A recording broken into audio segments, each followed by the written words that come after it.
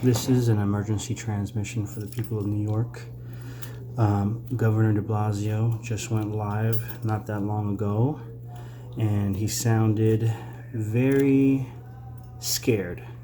This is the first time that a politician has mentioned the possibility of societal breakdown in regards to the coronavirus. And he continues to say that he will not close down public schools. I work in the education industry for a nonprofit, and I work in different sites. Right now, only in public schools am I working at right now. One is in Far Rockaway. The other one is uptown by Lincoln Center. And I haven't gotten any word saying that anything has been closed. New York City has announced that they're not closing the schools right now. Only a few have been closed, which is very concerning for me, especially for the site I have on Monday, which is uptown, because I get on that morning rush and there's a lot of people on the train. And nowadays on the train, you've got at least a couple people that are coughing and sneezing. You see more people wearing masks, people wearing gloves now. It's getting very scary right now. Some people are panicking. I even kind of went into a bit of a panic earlier, just thinking about all these things. Another news bit is the Pentagon banned domestic travel for the military. So what that tells me is that that's the first step for a ban on domestic travel for all Americans, which is concerning because I've been thinking to bug out to a different state if the schools close. But now I'm wondering if waiting until de Blasio finally closes the schools, if that's going to be too late when that finally happens. I'm sure I'm not the only one thinking about getting the hell out of New York City, because we know what will happen when the schools close. And even de Blasio himself said it, that the reason why he hasn't closed it yet is because it would cause a cascading effect, where everybody's staying home to look after their kids, and then you have teenagers running around. Yeah, it's not going to be good. There's a lot of poor and homeless people in this city that are, you better believe, are going to, they're going to fight to survive just like anybody else. And if they don't have what they need, they're going to take from people. They're going to rob people. They're going to go in people's houses. It's not going to be safe here.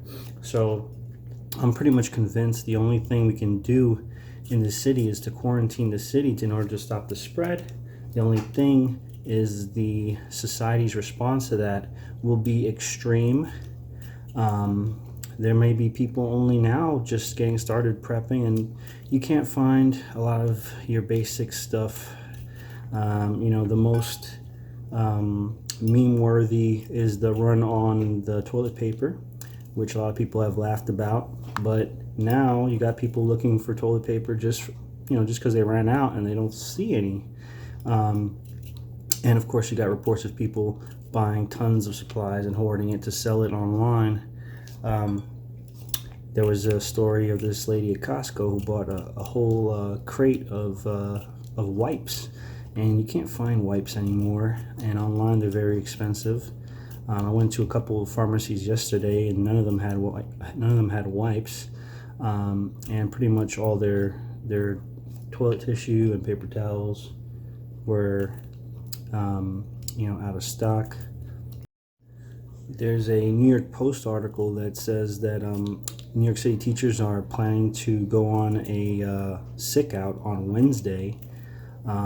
So that's going to cause a whole lot of chaos if the schools are still going to be expected to be open, and then you're not going to have any teachers there. You're going to have parents dropping off their kids, expecting their kids to be taken care of, and then there's nobody there going to be taking care of them. They're going to be short-staffed.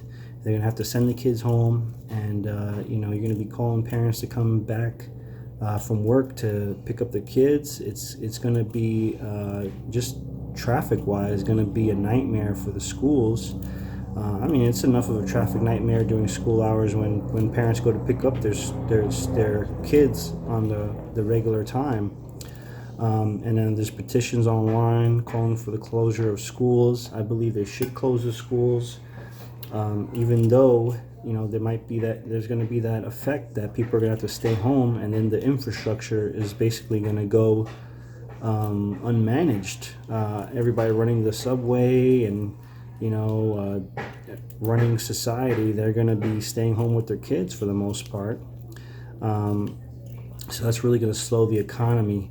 And what de Blasio was saying during his speech is that that's his biggest concern, is that if the economy shuts down, we'll have even crazier situation than if we were to immediately quarantine right now. So he's trying to keep the economy afloat. My thought is that he has special interests and special lobbying groups to adhere to, and the same deal with Trump and other governors and things like that. That's what's stopping them, some of them, from doing what they need to do. Obviously, like in Oregon and Washington, they've done a little bit more, but they've got people to answer to. And if these companies that fund their elections are saying, hey, we're not going to fund you next time if you don't keep the schools open, then it's going to be a big problem. But in the long run, it might continue. It might cause the spread to continue. Little by little, more schools are being shut down for cleaning because they find a positive case there. So, it's getting pretty serious. The way de Blasio seemed was like very anxious and very scared. And, I think he knows he's going to have to quarantine the city eventually. There's no way. There's no way you're going to have 8 million people in New York City going this way and that on the subways and buses and in Lyfts and Ubers. And you're not going to have this spread happen. It's inevitable. So I've already made my plans. I was thinking to wait to when schools close. I don't know if I'm playing it by ear. I might not even wait for de Blasio because by then it might be too late. And I'm not trying to get stuck in New York City because they could easily close the bridges. There's some states talking about closing borders to other states. New York City is the number 2 hotspot in all the country. So, I'm pretty sure either we're going to have a quarantine or we're going to be blocked from going to other states within the next week or two. And we're going to see some chaos in the streets. You're going to see, you're going to have your thugs and your poor and your desperate who haven't been preparing. They're going to be doing what they always do, and with no impunity. Or, because I don't have any faith in the police having any control over the situation. A lot of them, they're union. They have no problem. They're just doing a job like anybody else. And if I was in the police department, if I was a police officer, I would take my PTO, my sick days, and get the fuck out. So I don't expect them to, a lot of them to really stick around. You might see them and emergency services start calling out sick, and just people are just going to stop, and then it's just going to be wild, wild west outside. I'm not really trying to stick around for that. I'm not prepared for that. New York City, guns are not legal. I don't have a gun. I have some protection, but not enough to fight off against fucking gangs and shit. You know what I mean? I've advised loved ones to get out if they can. And that's what I would advise for you too, if possible. If you know family outside in a state where the infections aren't going as rampant, I would suggest you go there until things cool down. New York City is the last place you want to be when shit hits the fan. And I've been aware of history and global events for a long time. I've been researching, and I've expected something like this could possibly happen. That's why I've been preparing for years and years. So I'm more prepared than the average person. But right now, you should really have be stocked up on food, not just toilet paper, but you should be stocked up on food. You should look into picking up some isopropyl alcohol, mix it with aloe gel. That can make sanitizer. I just ordered some sanitizer that appeared online, hopefully from some random site, and hopefully that comes in. It seemed like a legit site, but buying that shit online right now is not looking very viable. You'd have to be just lucky and try to find the right local area that might have those things still in stock, but it's rapidly going out of stock. So the time is running out, and now's not the time to panic, but to be informed and to be prepared, because I'm experiencing anxiety too, and that can lower your immune system. And I feel myself kind of like, I just don't feel well because of all the shit going on, and it's really affecting me. So I'm really boosting up my vitamin intake, making sure to take them every day, and like I'm trying to avoid anything that would compromise my immunity. And like I said, I got work on Monday in the city, and that morning rush is packed. I'm gonna have to use one of my N95s that I have stored, and I'm gonna have some nitrile gloves on, and I'm gonna try to make it through the day, because that's a few $100s that I need. I work part-time, as I mentioned in previous videos, so if I have to take time off work, I won't be getting any income. So the best plan for me right now is to bug out, stay with my cousin.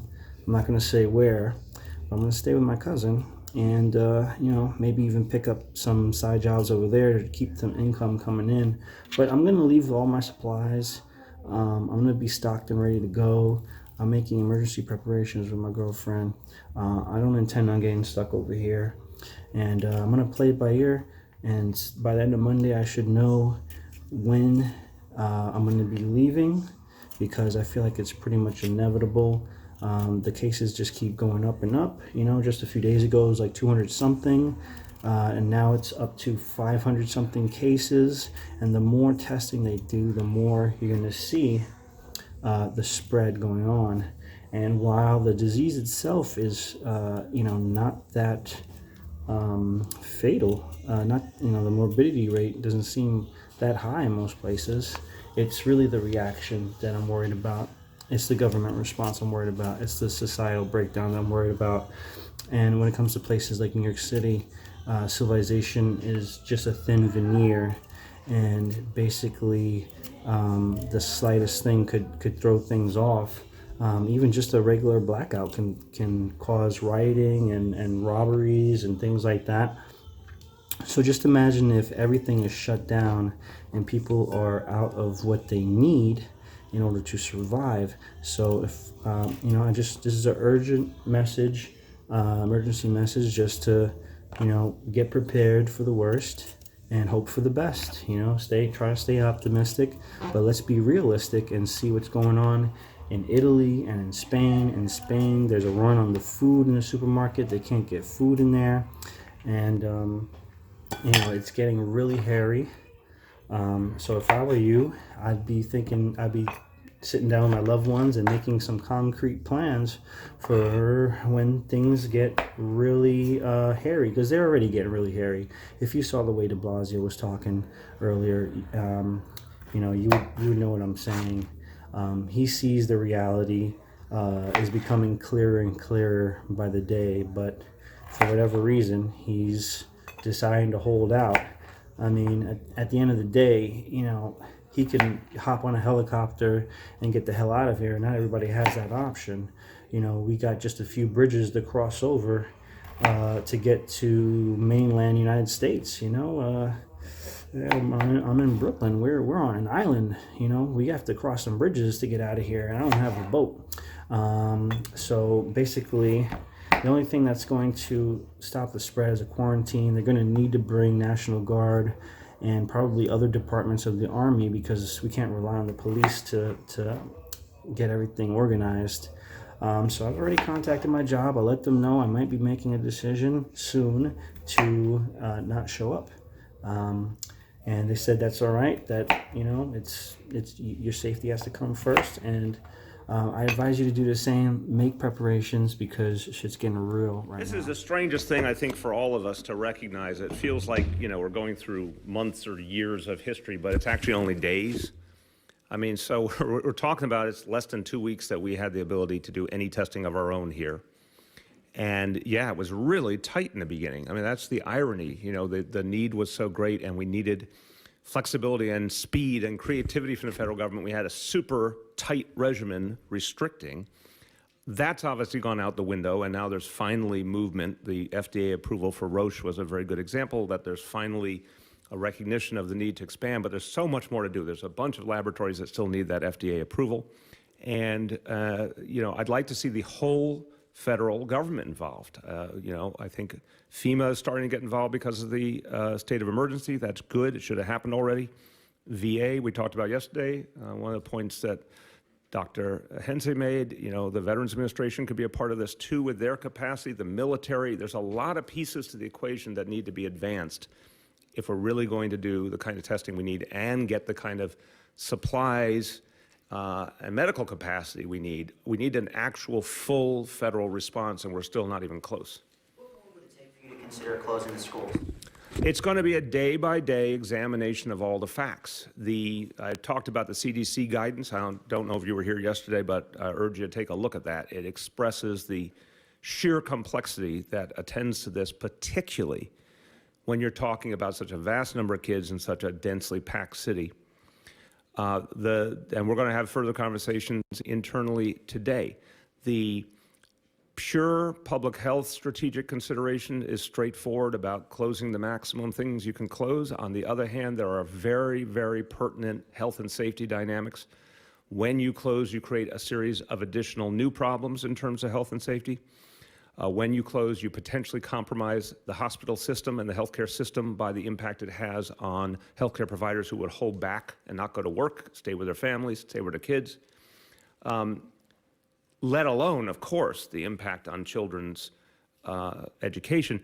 But I think a very sobering fact is hundreds of thousands of teenagers without adult supervision. I think that's not just about health. It is. It's about all the other impact that has on their life. It is about the impact on safety. We just have to look at the whole picture. So we're going to be doing that constantly.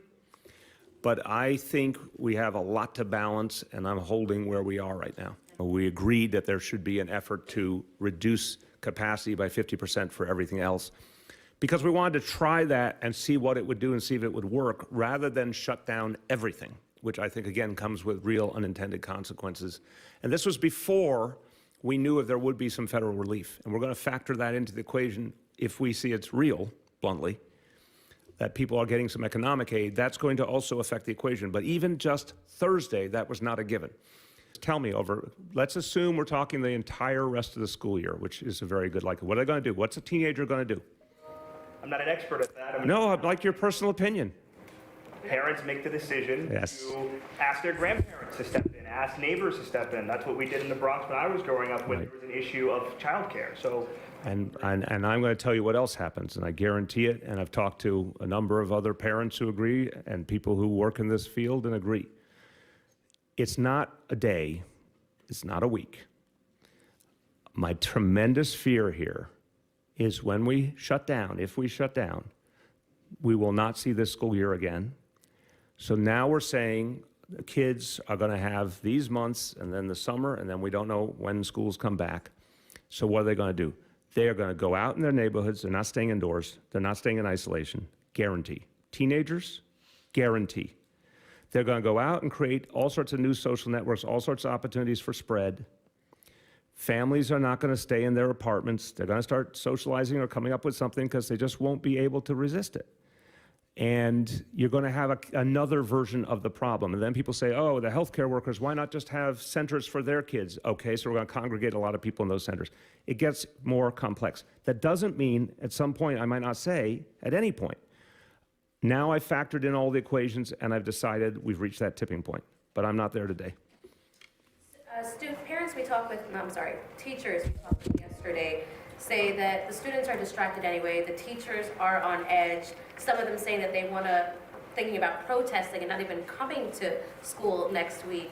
What is your response to that? And another parent that we talk with also says, you know, we're doing these parent-teacher conference on FaceTime, but you know, you're keeping us away from teachers and from these buildings, but if we have it and we give it to our kids, they're gonna go back into the school and give it to other kids and teachers anyway. So again, I understand the questions fully, but this is true of everything in our society. First responders, yeah, there's a challenge out there, but they're showing up for duty to serve and protect people. Healthcare professionals are showing up. Sanitation workers are showing up. City workers are showing up for duty. Overwhelmingly, teachers are showing up for duty. Everyone who works in school buildings. Even with that drop-off from Thursday to Friday, Thursday we were very close to regular attendance. Friday we had a big drop-off. But as we said, over 600,000, maybe 700,000 kids got served. So the teachers who feel differently, they have a right to protest all they want. And they know what their contractual rules are, and they have to make a decision. Again, what we think of as normal timeline, I want everyone to erase your brains and neuralize yourself, and you're now in a whole new world where the stuff that used to happen over a month or a week now happens in a matter of hours. So this situation is changing so constantly, it's almost impossible to make normal sense of. So now again, we're on that kind of wartime footing where we have to see things very differently. I worry about a tipping point, and I think I've been pretty clear about it. We're one part of the big national equation, but we're a very prominent, crucial part of it. And what I do not want to inadvertently exacerbate is that very slippery slope into a full-blown economic recession. Again, we are just one part of the equation, but we have to be very smart about what this part of the equation does.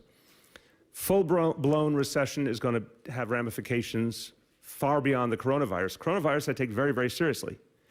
Coronavirus is going to be over at a certain point, and the vast majority of people are going to come through it.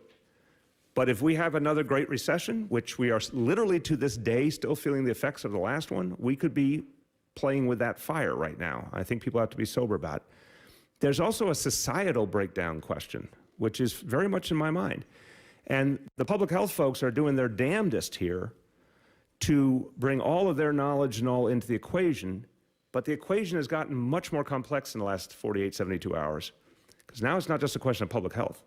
It is a question of the potential of fundamental societal degradation. You're talking about simple things like businesses that'll close and never come back. You're talking about the potential of a full-blown major recession, but you're also talking about dislocations that could be much deeper. The object lesson is Italy, where you're talking about things that will have years and years of effect and people's lives that will never be the same in a much deeper kind of way.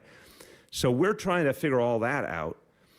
And what I don't want is those dominoes to fall so quickly that employment recedes drastically in New York City, that basic services are compromised. Remember, right now in Italy, there's only pharmacies and grocery stores. That's pretty much it. And I'm not saying we're on that track because I think we are much better set up to address things in Italy. But I'm also a realist about how quickly things can change. And I think trying to hold the line at a higher level, again, my view, protecting the healthcare system, protecting the transit system, and to the extent we can, I want to protect the schools. So all of these pieces come together, and everyone's watching, and people are taking cues from the decisions of government. And the more radical our decisions, the more radical their behavior will be.